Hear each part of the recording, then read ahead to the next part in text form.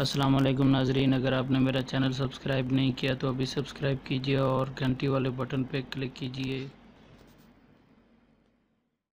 नाजरीन, आज मैं आपको इनक्यूबेटर बनाने का तरीका बताऊंगा। ये बहुत ही सिंपल सा मैंने तजर्बा किया था। पॉलीस्टीरीन फोम लेके जिसमें मछली जो है वो पैकिंग होके आती है, इसको शिपिंग करते हैं एक जगह से दूसरी जगह। तो ये मैंने वहां से लिया और इसे कटिंग करके ये ऊपर ग्लास लगाया।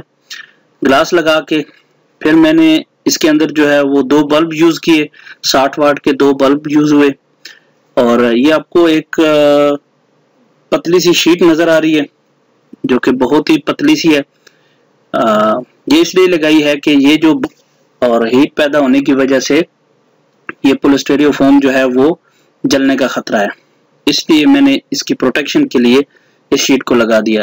ये आपको नजर आ रहे हैं, ये 2 होल्डर हैं और इनके कनेक्शन जो है वो दोनों मैंने पैरेलल में कर दिए, दोनों को एक साथ जोड़ दिया। यानी जब एक तरफ से पावर आएगी तो ये दोनों होल्डर एक टाइम में चलेंगे।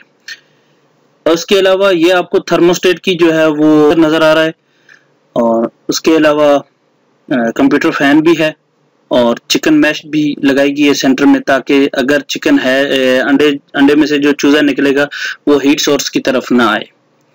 तो नाजरीन, आज आप इंक्यूबेटर जो मेरा होममेड इंक्यूबेटर है उसका रिव्यू कर रहे हैं।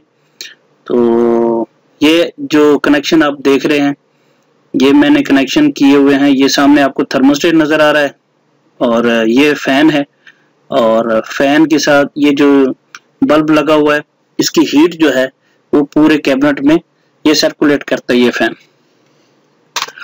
उसके अलावा नाजरीन, इसमें जो कैपेसिटी थी वो तकरीबन 24 अंडों की थी और ये मैंने वैसे लकड़ी के 2 पीस रखे हुए थे नीचे और इसमें पानी का जो बर्तन है वो रखता था और ये नीचे पीस जो है वो सपोर्ट देने के लिए, ताकि वो बर्तन जो है वो कोई भी ट्रे है पानी वाली वो ये जो दूसरा बल्ब है इसके नजदीक रहे, ताकि इसको जल्द अज जल्द जो है वो पानी को हीट अप करे और उसमें बुखारात बनाने के लिए हमें नमी की जरूरत होती है, नमी को बढ़ाने के लिए, इसलिए जरूरी है।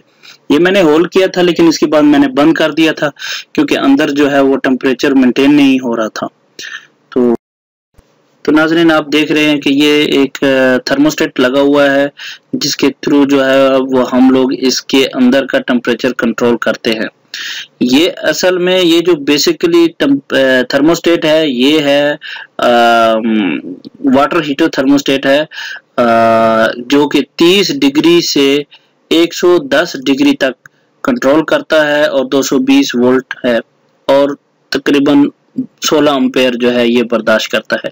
नाजरीन, ये जो आपको रेड कलर की वायर नजर आ रही है, ये वायर जहां पे लगी हुई है ये पॉइंट है मेन पॉइंट जहां से आप एंट्री देंगे पावर सप्लाई की, और ये पॉइंट जो है ये पॉइंट खाली रहेगा क्योंकि इस पे नॉर्मल हालत में थर्मोस्टेट होता है और जब आप इसको ऑन करते हैं तो फिर ये निचले वाले पॉइंट पे चला जाता है, दूसरे नंबर पॉइंट पे।